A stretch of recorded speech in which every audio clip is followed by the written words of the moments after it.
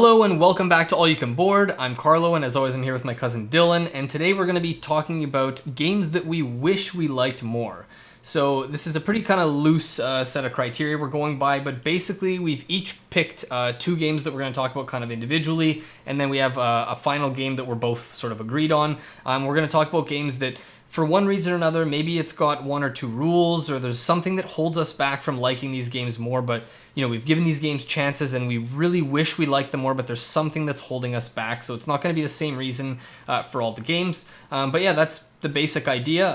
Unless there's anything you want to add, I'm just going to throw it right over to you for your first game. I'm going to kick things off. The only thing I'll add is that for some of them, and we might at different points mention it, we're going to try to identify some of the things, whether it's one, whether it's a couple, that are like, if this was different, if we had if these things were changed, maybe we feel different about these games. Try to help solidify and explain what it is that, like, are some of the main reasons these games don't, end up ranking much higher for us, or ones that we, agree with the collective, or whatever the case may be. Yeah, for sure. So the first game I'm going to look at is a game I don't own, but I've played multiple times all through Carlo's copy, and that is Evolution Climate. So to kick things right off, one of the reasons I wish I liked this more is just because you have been a very big fan of it for all the times we played it. You've had it set up when we were doing game groups or suggested it, and every time I feel like my interest has waned every time I've played it. Where at first I was fully on board, and then I didn't have as good of experience. I thought, okay, well, I'll give it another shot, and then at the end it didn't land. It feels like every time I was just giving it less and less chance to land with me. Evolution Climate is a very unique game in terms of the way it plays.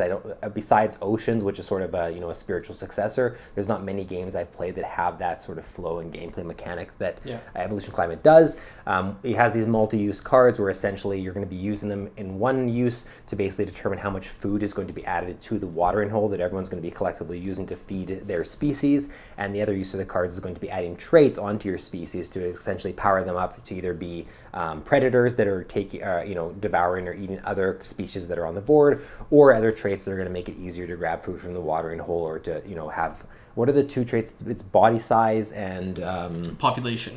Yeah, to have higher population, things like that. So some of them are defensive, to defend against or to defend against the weather and things like that as well, right? And that's the unique thing. Obviously, this is this in and of itself is a follow-up to Evolution, and it adds the climate thing to it, where depending where the climate is, it's going to affect different aspects of the game and different species as well. So it is very interesting. I'll be the first to admit that I do appreciate it, respect it, and like the uniqueness of it, and the fact that I can't really compare it like one-to-one or even close to with any other game besides Oceans now. But the problem for me is that I even have a hard time identifying what it is about Evolution Climate that doesn't land for me, but I think it comes into, there is some complexity that comes with the body size, the population, and the fact that you can have these more passive species that are finding ways to utilize the watering hole, and then all of a sudden you have these predators that are eating each other. And normally I have no problem with player interaction, take that mechanics, and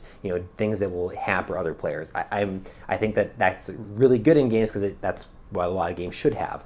But for some reason in Evolution Climate, I feel like if there had been the predator aspect and am I calling it right with predators? Carnivores, right? If the carnivore aspect hadn't been in there, or if it had been in there, but you were restricted to having to eat your own species only, and so you had to determine when is it okay to sacrifice my own, I think I would have liked it better. But when I've worked really hard at sort of, it's not I wouldn't classify it as an engine builder necessarily, but it has aspects of it where I'm like building out my species in a certain way that I'm utilizing the watering hole the best I can, and then determining how much food do I need to add in for what I want to do, or how much do I want to not add in because I'm okay and I want to try to hamper everyone else. Okay. So I could be building up this nice set of stuff going on, and it's one of those games where for some reason in this game specifically, I hate the idea that I have to all of a sudden prepare for carnivores coming in and ruining what I'm doing. I get it, and I think that's life, man. That's the animal kingdom. It's a fight for survival. It is a great representation of life. I get it. You could almost not have, the theme wouldn't have made as much sense if you didn't include it. For some reason, with the complexity of managing body count, population, the traits, the weather, the watering hole, all those things, and then on top of that,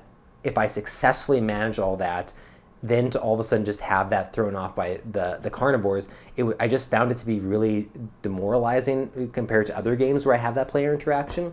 And I think that's something about what I don't like about it is rooted in that aspect of it, because there are a lot of other things you're managing, and there have been times where I've been playing and I feel like okay, I'm doing this well. I have my species. They seem interesting. I like the combination of traits and I'm doing. And because of what I've built up here, I don't actually have to add that much food to the watering hole. I think I can hamper Carlo by not doing that unless he's adding a lot. And then all of a sudden, this carnivore comes in, and I'm like, well, okay, now I'm working from scratch again. And like, I get it, and that could be fun, but for some reason in this game, for me personally, it just doesn't work. So that's one of the main reasons that I find that I'm not like it. And then the other thing is that there are there's a wide selection of traits, but there are duplicates, and you see multiple of the same traits coming up, and that's okay. We just played Cryo. That they have a deck of cards. You see the same cards coming up, but I'm always a bigger fan of when you have a deck of cards that people are going to be utilizing, where you can go through a game and there's some you'll just never see, and there's some where like I'll get it and no one else will, or maybe there is only one copy. I prefer having over every game. It's like, oh, this game's going to feature that trait, or this game's going to feature that card, and it's how am I going to respond to it based on what I see. I get that it's harder to balance. I get that it's not as potentially competitive because you have these swings, or you could be like, oh, this game you won because you had access to this. So I understand it from that aspect. I just have more fun, and it's the same reason like I can identify that as a flaw I don't like in Cryo, in Evolution Climate, in Coimbra, same thing. I'm a much bigger fan of larger variety and decks of cards. That's one of the main reasons I like Clank, is because there's still cards in Clank I haven't seen because of how large that selection is. So those are the two things that if I could change something in Evolution Climate to have this be a game that I like as much as other people, and maybe they wouldn't like it as much anymore, it would be some kind of change to the player interaction and how it functions and the variety of the traits.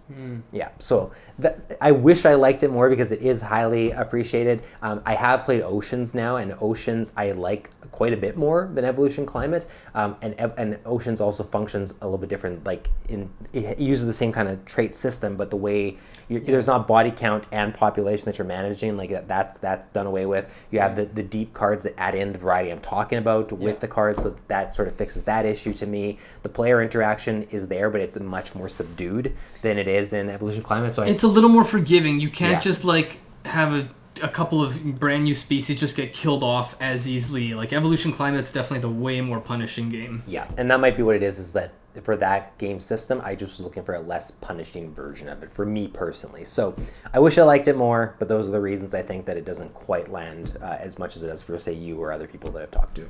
That's fair. And we should mention real quick that we are planning on probably doing a comparison video of Oceans and Evolution Climate at some point in the near future, so we'll talk more about them in a comparison standpoint like that. But yeah, honestly, I can't really like disagree with any of your reasons. It's a game that if you had asked me maybe like 5 years ago, like it's one of the first games I bought when I got into the hobby. If you had asked me maybe 5 years ago, it was probably a top 10 game for me at the time.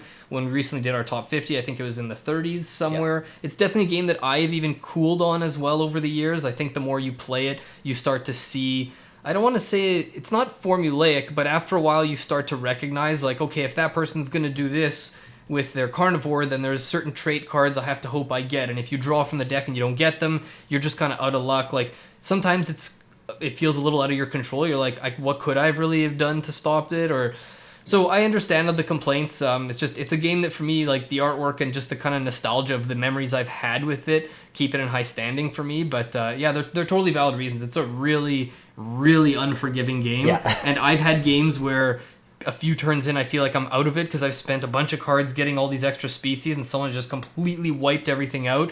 And sometimes you play for another 45 minutes feeling like you have no chance to win anymore. So yeah, it's definitely a very unforgiving game, and I think those are totally valid reasons. Yeah, so that's Evolution Climate. Let me know in the comments if you agree or if it's one of your favorite games and you're mad at me now. Yeah, and if you've played Oceans as well, let us know what you think comparing the two, and let us know if you do want to see that video. Well, I mean, I guess we're going to do it either way, whether you like it or not. Unless before we do it, they announce that they're doing the third in the trilogy called Skies, and then we're going to have Oceans, Skies, and Evolution, right? Fair enough, yeah. Hadn't thought about that. But yeah, all right, cool. So my first one I'm going to be talking about is Imperial Settlers, Empires of the North. So this is co-designed by Ignacy Trzewiczek and was it Joanna? What an embarrassment that you put the box on wrong way. It's upside down on the back, and is it? Oh wow! I didn't know. Someone else must have put it back on my shelf that way. Published by Portal Games. Some of you might be familiar with this or the previous game, just Imperial Settlers. This one came out, I believe, in 2019. You might, if you've been watching our channel for a while, you might notice that I did mention in a curating my collection video that I'm culling this. It's on my to sell pile. I just haven't actually got rid of it yet. But this is a game that I really, really wanted to like this more than I did. I kept playing it and thinking, oh, maybe the next time, or maybe I just have to play it with different people or something. And like, there was just a few things about it that kept preventing me from loving the game. So it's a tableau building game, similar to the original Imperial Settlers. This one has 6 factions instead of 4. And I remember thinking, like, I bought the original Imperial Settlers first. I liked it. It was probably like a 7.5 out of 10 kind of game for me. Didn't feel like a must own. I bought this right around the same time, thinking, okay, there's more factions. It's got even nicer upgraded artwork. It's probably a more refined game kind of thing. And then it felt like a lot of the kind of edges of the original Imperial Settlers were sanded down a bit. Like, this game is a bit less. It's a bit less interactive. It's a bit less sort of attacky. Instead of like destroying your opponent's buildings, you just kind of exhaust them, like tap them so they can't use them. But even picking which of your opponent's buildings, like, you have these cards in front of you, and in Imperial Settlers you had them organized in rows so that if I'm looking over at my opponent, I can kind of see, like, I don't have to memorize what all their cards do. I just look, what's in that top row? Okay, those are production buildings, those are whatever kind of buildings. In this game, there's no organization. You just put your cards in front of you, and the text on the cards is fairly small, and there's a lot of blank space, and I feel like with all this blank space, you could have either made the artwork bigger, you could have made the text bigger so I can see it, but I'm trying to figure out what do my opponent's cards do, and I'm having to look across and say, what does that one do? What does that one do? And all the symbols are so small. The factions, I was expecting to have more, for them to feel more different. Like, in a game where you have these asymmetric factions, not every game is going to be like Root, where you have your own set of rules and it's a completely different game, but if you have 6 factions in the box, and like, yes, I'm not saying they're the same, but a lot of them have these different, like, just resource conversion loops where it's like, okay, you can turn stone into this, which eventually gets you victory points, or you turn food into this, which gets you victory points. And even playing across the different factions, none of them, maybe there was 1 or 2 that felt a bit more unique, but none of them made me feel like I played a significantly different game. Like, it felt a little more subtle than I was hoping for. So with that, the player interaction being removed a bit, it's a game that I think works best solo or 2 players. I tried playing it with 3. It took, to teach 2 new players and play it with 3 players, it took 1.5 hours, 2 hours, maybe even a little more. And everyone was like, yeah, that was cool, but no one requested to play it again. We played it as a 2-player game. I think you felt the same, kind of like, it was good. I don't think you ever requested to play it again. Like, yeah, I liked it. A question for you. Do you like Imperial Settlers more than this? It's hard to say. I think both games have their flaws. Yeah. In some ways, I did like I liked the factions in Imperial Settlers more. Okay. Like, playing as the barbarians, the Romans, the Japanese, the Chinese. Like, the factions felt more interesting to me in that game. Yeah. What I liked more about this one was that each faction has its own unique deck of cards, whereas in the other one, you each have your own unique deck, but you're also getting a bunch of cards from that common deck. Right. So in the original Imperial Settlers, you're seeing a lot of the same cards over and over, and in this one, you're seeing more unique stuff. Yeah. But I honestly don't know which one I like more. It's hard to say. Because I definitely liked Empires of the North more than Imperial Settlers, and it's funny because I think, just like we were just talking about, now maybe I'm illuminating this a little bit, is I did not like in Imperial Settlers the destruction, the take that type stuff, the player interaction, and the way it was done. I liked that it was a little bit less mean in this version.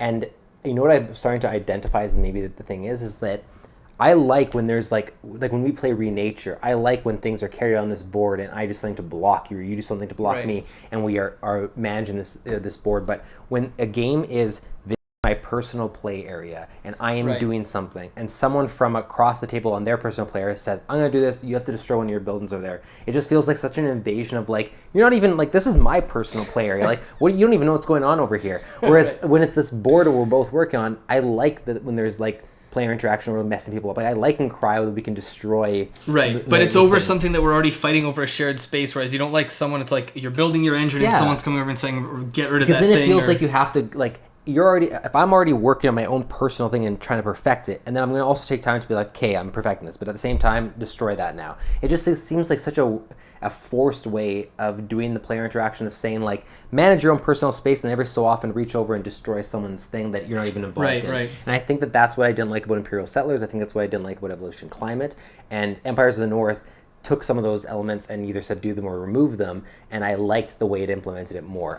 Same thing, like, Fair enough. I think it's decent. Like, I didn't request it again. I wasn't surprised when you got rid of it, nor was I like, I'll buy it off of you. But how did you, like, was one of the reasons you wanted to like it the fact that with these games, the way that they expand them is like they'll announce we're adding 2 new factions. Yeah, and it would have been exciting to like. That's the thing is I think I saw it as a potential to be like a game group game where it's like this is something we play like once a month, or it's a common game. Everyone's always trying to explore the new factions. I get expansions, and because there's parts of this game that remind me of stuff like Warcraft 3, which is a computer game we used to love. Yeah. But like the idea of these like kind of like civilization building games where you start very simple and you have to like put down a certain card that's like a building that now allows you to produce these types of units, and you're kind of upgrading these technologies and abilities throughout the game and kind of growing in power. Like I just loved that idea. Yeah. And the way the card play works can be satisfying. You get these interesting combos, the idea of the cards coming out in a different order, and the puzzle of figuring out like how am I going to make this deck work and this faction work. Like all that really appealed to me. But going back to what you said real quick about the player interaction is I wasn't satisfied with it in either game because in the first one, it's very punishing to have someone destroy your building, but the cost is also very high. In this game, it's a similar thing where like it just the interaction works differently, but it never felt worth it for me to spend the resources required to just exhaust my opponent's building. And if I did, then we're just going back and forth, exhausting each other's most interesting, powerful buildings, and then you just end up playing your more boring cards anyway. But a lot of the time it felt like, well, why would I spend these resources exhausting that when I can go like use those resources to get something more beneficial for me? So like it just felt like the game removed the player interaction, or sort of like de-incentivized you from interacting as much. And I don't know, it's a game that I don't think I would ever turn down if anyone wants to suggest, but with the amount of time it takes to play and teach and the little things that I don't like about it, it just felt a bit short for me. And then I thought, oh, you know what, I'll give it a chance solo. Maybe solo it'll be best because I don't have to worry about looking at my opponent's cards and all this stuff, and I get to explore the factions. And then the solo mode felt too easy. It gives you a target score. In one of my very first games, I beat the target score by like 30-some points, and it was like... Maybe you're just amazing at it. No, I'm not trying to say, like, that's not what I mean. It's just like, it just felt like I kept searching, maybe at this player count, maybe with these people, and it always felt like it wasn't quite where I wanted it to be. So, gave this game many chances. It's still a good game. Some people might absolutely love this. I know a lot of people really, really do like it, but yeah, it's one I wish I liked more, but just don't for whatever reason. It's Empires of the North. Cool. All right. The next game I'm going to talk about that I wish I liked more, but this is an interesting one because I do like it. This isn't like a game I dislike, and that is Dominion. Dominion, I think most people have probably heard of on some level. It's sort of, it either is or is sort of viewed as the original deck builder, and it's a pure deck building game. I used to own Dominion and Dominion Intrigue. I've since got rid of both of them from my collection. Dominion is I'll just say off the bat, the reason I wish I liked it more is because there are so many expansions to Dominion. There's so much, I'm sure they're going to keep being released because it's a popular game. There's so many combinations now of cards you can include with each other that if I did, like if this was one of my favorite deck builders and one I kept coming back to, it would be so much fun to explore the different combinations of cards and to start to figure out like, oh, I know a really good combination for you. If you don't like player interaction, I have a good I'll put these cards. You're right. It is fun. It's a great game. Yeah. Just give it a shot. No. So like, I wish that I could explore all this stuff more. I wish that I could have jumped into Prosperity and because I heard that one's really good, and and all the new ones that are releasing, and been excited when they announce, hey, we're doing the next Dominion expansion, whether it's a yearly thing, whatever. But the problem for me is there are so many deck builders out there now. And in my opinion, there's so many deck builders do it better than Dominion. And maybe they don't do the pure deck building better, like maybe they owe all the stuff, the systems and everything to Dominion, but they've just found a way to make it more interesting than Dominions, where you're sort of left watching other players carry out their actions, and all you can really do is just be impressed that they had a good turn. Yeah, Dominion is not, when it's not your turn in Dominion, there's zero fun to be had. Yeah, like, exactly. and that's the problem is we played lots of games that it feels like everyone's doing their own thing, but I don't think any that quite felt as mundane when it's not your turn as Dominion, and yet so exciting when it's your turn. Like it's the full swing of whether it's your turn or not. So it's one thing to play Dominion at 2 and only have to wait for one player. But I remember the last time I ever played Dominion, we played with 4, and because someone else 4 is terrible for Dominion. 3 max. Well, you were there too. It was I think you, our friend Brad, and someone else, because someone else had suggested it. And I remember just being like, Yeah, I will never play a 4-player game of Dominion again. And because you can't really even plan that much on your turn too, because a lot of the cards you get let you draw cards. So you wait, and then when your turn starts, you're just drawing cards and drawing. So your options keep increasing as everyone's just watching you. Like, yeah, get your combos done. Let's keep this thing rolling. Yeah, I feel like let's pretend that this gets added to Board Game Arena one day. I feel like in that kind of environment where I have no setup, no overhead, I can just click a button, it all starts. Yeah. I would see myself sitting down, because I know there used to be an online version that you could play as well. I could see myself sitting around. Oh, it is still around? I think so. Yeah, like I could see myself, sitting down and being like, yeah, I could throw down a game of Dominion right now, and not if it's my opponent's turn, they're having a good turn, I can also be on my phone, or I can do something else, listening to music, whatever. But like on an actual tabletop setting, which is where I like to play my deck builders anyways, I like to be holding my physical cards when I'm playing card games usually. It just doesn't land for me anymore. But the allure of all these interesting expansions and other things I've read about how they've added to the game with different mechanics they've added on, or like there's I can't remember if it's called Empires or whatever, that adds like these larger cards to the table now too, instead of just the smaller ones. That to me is, I love expandable games, like we were just talking with Empires in the North, like right. Marvel Champions and stuff like that. Like I love games where you can be like, I'm going to see what they've added to the game with this new edition, and it's a regular content. Dominion has that in a deck builder, which should be so exciting, but I just can't bring myself to like it enough. Or the fact that each of those boxes is a full-size box, so if I wanted to get all the expansions, you'd see probably like 3 to 4 cubicles full of Dominion on this back shelf. So there's multiple reasons that like they would almost have to like release little Dominion expansions like this, where it just adds the cards alone that I can easily store them to. So for all those reasons, it's never going to be a game I decide, I want to own it again and start getting back into. Nor is it going to be one that I'm going to be, if I go to someone's house, being like, oh, can we play Dominion? But I wish so much that it had found a way, to make me enjoy it more, because I would probably be the one constantly, in the same way I do with other games like Marvel Champions or Rift Force Radlands, be suggesting constantly to play these card games. I would. But unfortunately, I just can't bring myself to be a Dominion guy. That's fair. Honestly, I think knowing your love of card games and deck building and that kind of stuff, like, I think if we had played this online together a bunch, I think you would have a higher opinion of it. Yeah. But I totally agree with you. The physical barrier, the storage, the expansions, the setup, the teardown is like part of the reason I never bought it and don't go back to it a whole lot these days, even when friends have it. But yeah, I think it's a great game, but yeah, the digital version is definitely the way to go if you have it. And like I said, it is a weird one because I do like it. I just wish I liked it more. Yeah. I kind of wish you liked it more too. Maybe we play it online sometime. Yeah. All right, and the next game I'm going to be talking about, this one I truly, way more than Empires of the North, I really, really wish I liked this game more, and I might one day. It's the jury isn't fully out yet, I guess. You're so optimistic. Yeah. One day. So this is Lisboa. Designed by Vital Lacerda, published by Eagle Griffin Games. I'm going to lie this box right down just because it's massive. Yeah. Probably the biggest box game I own, or definitely up there. One of the games I've owned for probably 3-4 years now. Full disclosure, for anyone who watched the channel might not know or hasn't seen the channel before, like Dylann and I are Portuguese, so there's a big sort of sentimental part of me that's tied to this game.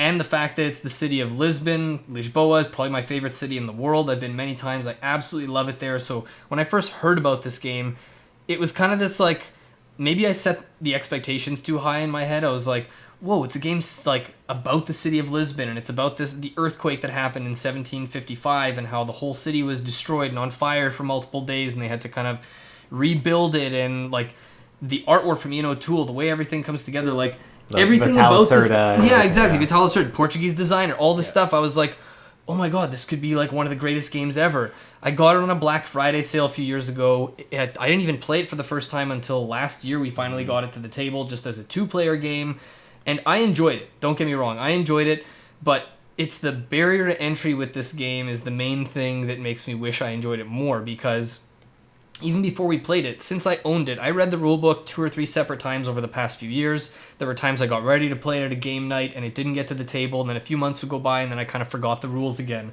And then I'd relearn it, and then I basically had to like get you, not that you were going to disagree, but like we sort of had a verbal contract to be like, if we're going to the cabin and I'm learning these rules, we are playing it. And we're like, okay. So we agreed, play it one morning, and It's an epic game. It's got a massive board with a lot of these Vitalis Lacerda games. You've got multiple different areas that have their own little kind of mini game going on, but they're all interconnected. So there's you have your player board where you're playing cards to your portfolio, and they're kind of multi-use cards. You're gaining goods that you can ship off to other places. There's another area of the board where you're building buildings on these streets to score points in different ways. Everything's all connected. What I love about this game is how thematic it is, how, a lot of these Vitalis Lacerda games are supposed to feel like simulations. Like, Vinhos is like, what is it like to go through the winemaking process?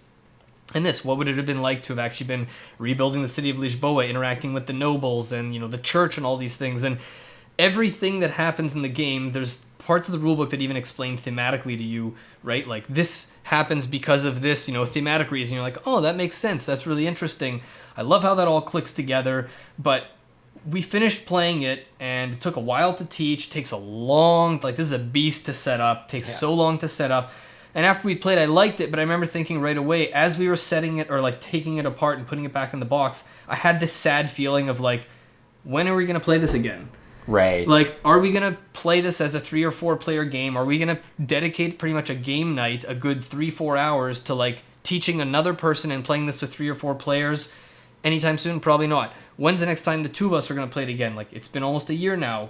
Are we even if we were to go to the cabin next weekend, do you think we would take this and play it? Probably not. We have so many games ahead of it, right? And so it has this barrier of again, I have all these sentimental attachments. I liked the game. I've said this about other games before. I'm almost more impressed with the game than I actually like it. I enjoyed it, but if it's not going to be an all-time great game, and I'm not going to feel that push to say oh my god, we have to play Lisboa, and if I don't think other people are going to love it, am I going to put in the effort to teach it to a bunch of people for them to say, yeah, that was pretty cool, but that was pretty intense. I don't know if I'd play that again, and be oh, I taught them that just to play it once. So I think what's going to have to happen, I've heard the solo mode of this is pretty good. I think what's going to have to happen before I make a decision on whether to keep this game or how much I really like it, I think I'm going to have to just kind of bite the bullet and play this one solo once or twice. Maybe that'll make me like it more and then be more inclined to teach it to other people. Maybe you and I have to play it again and something will click about it more that'll make me absolutely love it. But as of now, it just feels like there's a little too much going on, the barrier to get back into it. And again, if it's not going to be an all-time favorite game, well, that's just the thing. The amount of hours it takes in the barrier and the amount of shelf space and all this stuff, it's there's all these little barriers that keep it from... Yeah. You can never... It's hard to ever come up with a final opinion of a game playing it one time, obviously. Yes. But at the same time, usually when we play a game for the first time, we can leave that session knowing how much potential a game has to be. Is this going to be a top 10 game? Is this going to be one that we constantly want to play or keep in our collection?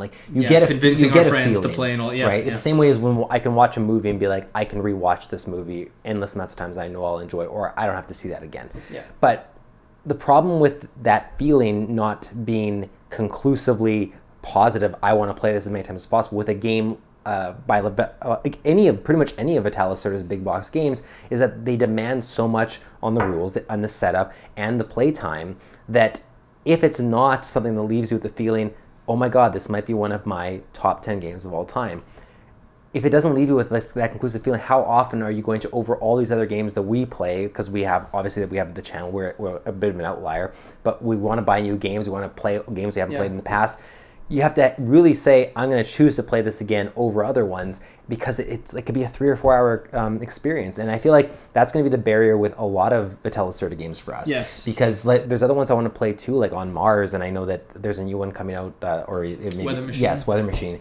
That I'm interested in all of them, but it's honestly, and I'll give them a shot, but if I play it and I don't think, oh man, was that good, I don't know how often I'm going to want to sit down and be okay, who else can I teach this 3-hour game to? And how many times am I going to want to teach it? How many times am I going to want to make sure the rules stay in my head?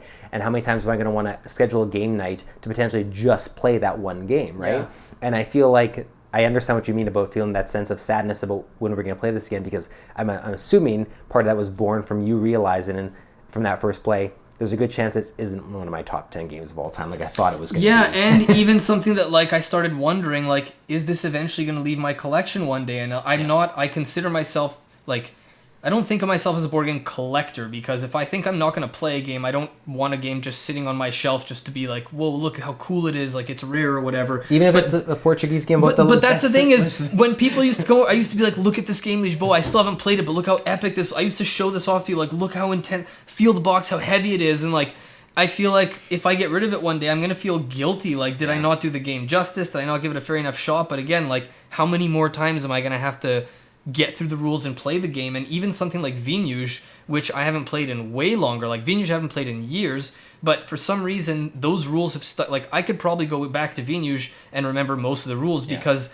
the winemaking process is just a little more intuitive, whereas this is like you're rebuilding a city from an earthquake. It's not like I'm just going to say, oh yeah, I remember that rule. Oh, of course this rule works this way. And like the player aids, most games have a player aid where you have like a little sheet or a card in front of you. This is literally like an 8-page booklet, double-sided, but you're flipping through a booklet. That is your player aid. Yeah. Like, it's a booklet. Like, there's so much going on in this game. You gotta hand out the player aids to everyone who's gonna come over like the night before, so they can put on their reading glasses and read it in bed before they fall asleep. Yeah, exactly. Study their player aids. And it's like, I was so conflicted about even putting this game in the video because I don't want it to be misconstrued. Like, I didn't want it to come across as talking negatively about a game that, again, has impressed me quite a bit, and I do want to give another shot to. I enjoyed it. Like, yeah, me did, too. But... We talked about it after playing it. Like, that was good. Yeah. But was it like, that's amazing, we have to play it again? Like, we haven't even talked about it much since we played it, because, like, was it really, was it amazing, or was it just good? But I think it's important to also mention, this is probably a larger discussion, too, that I think a lot of people have, but, like, we're two guys in our early 30s. Starting a family and everything too. Yeah. If you and me were roommates right now in our early 20s, both single and not like having a lot of commitments, and we had a smaller collection, and you picked up Lisboa, I'm pretty sure we would have probably played this like a dozen times by now. For sure. Because we would have been really we would have been getting off work. One of us would have already had it set up and be like, oh, it's a Lisboa night, isn't it? Yeah, right? And once we play it 2 or 3 times, if we knew the rules and we could have it set up and play in an hour and a half, which I've heard people say once you're familiar with it, you can play it in less than 2 hours. Like, that appeals to me, but how many more plays until we get to that point of efficiency with it? Yeah, so it might just be that for us, it's going to be harder for a Lacerda game to land unless that first play makes us go, I need to play this as much as possible because it's amazing, right? Yeah, exactly. Yeah. So very conflicted about this game. There's a lot to love about it, but it's just, and I really want to get to the point where I love this game more. I might one day. We'll probably talk about this on the channel again sometime, but for now, that's where I'm at with Lisboa. Yeah. Next time you're flying to Portugal, you're going to be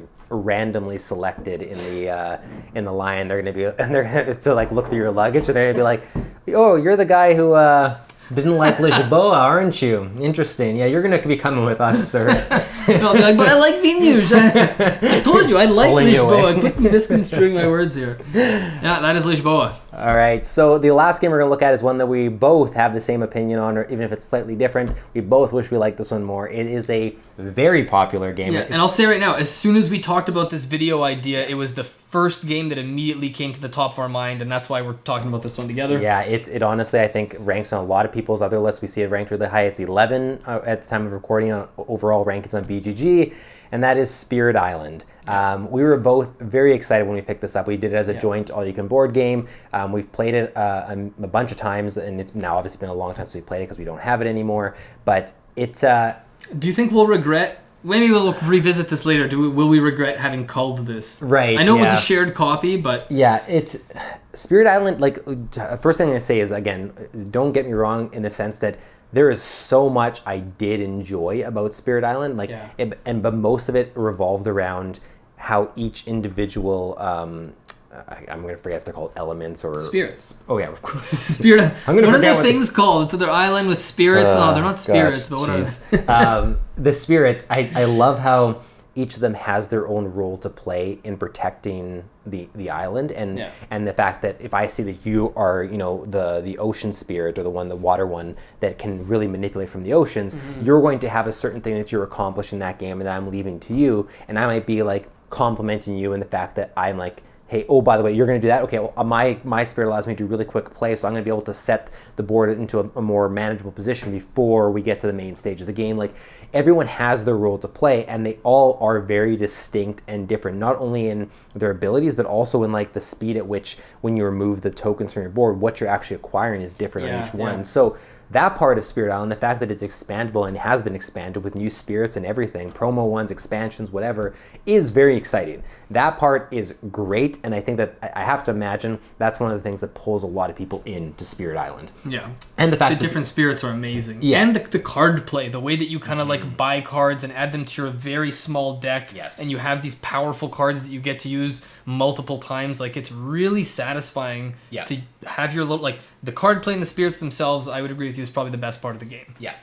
I'm going to say I'm going to just mention one thing that is sort of the detractor for me, the biggest one, and then you tell me if it's your biggest one as well, and if not, I want you to share yours. Okay. So the biggest thing that I don't like about a Spirit Island, or the thing that made me not want to play it as much, is I like that the entire board is constantly feeling like it's out of control. It kind of feels like Pandemic that way, where you're constantly like, oh my god, how are we going to deal with this? Putting out fires everywhere. Yes, exactly. But the end game, the ending of Spirit Island, it was, every single time we played was so anticlimactic, and it never actually felt, in a weird way, it never actually felt like we earned victory. Like, we earned it in the sense that we found a way to get there, and we maybe found the solution to the puzzle, but it never felt like the board was in like a good state. So and like, maybe that's part of what you're supposed to enjoy, is like, it's always like you barely won, but it not only didn't feel like we barely won, it just felt like we were like, and oh, actually we won. Like, it just felt like, and I was almost waiting for this moment where it's like, oh, how are we going to manage this? Oh, look, so-and-so got it under control. That's under control. And it felt like everyone was really like minimizing the board, and then we won. I don't know. There was something anticlimactic about the ending of the game, and as in those last few turns, that I just didn't enjoy the switch from we're going to lose to we're going to win as much as I've heard other people that enjoy it. Yeah. No, right? I agree with you. I think the later the game goes on, it feels like there's less room for clever plays. It was never like we pulled off some really interesting or thoughtful, like, oh, I hadn't even thought about that. If you do that and I do that, then like we do this and we can win right away. It was always like 3 or 5 turns before the end. It was kind of a series of like, well, if I do this on this turn and you do that, and then we do this, then we're going to... And then it felt like about 5 or 10 minutes. The last 5, 10, 15 minutes of the game always felt like going through the motions. Yeah. Just moving the pieces around, turning the cards over to get to a point where we already kind of knew we were about to win. Yeah.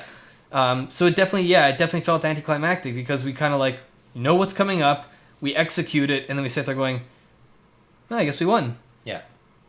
Now what? And then it just felt like we played this game for 2 hours, and like, we talk sometimes about the arc of a game and how like games have the building tension and all this, and this had almost like a backwards arc where it felt like the tension was removed from the game the later it got. As you get closer to winning, it became less interesting, and for a game that you play for that long and you power up and get all these cards, to just kind of fizzle out at the end always felt a little unsatisfying. And like, to be fair, I think I played it once without you. I did a 2-player game once. So I played it 3 or 4 times now. Yeah. But out of those, I think I won 3 of them and lost once.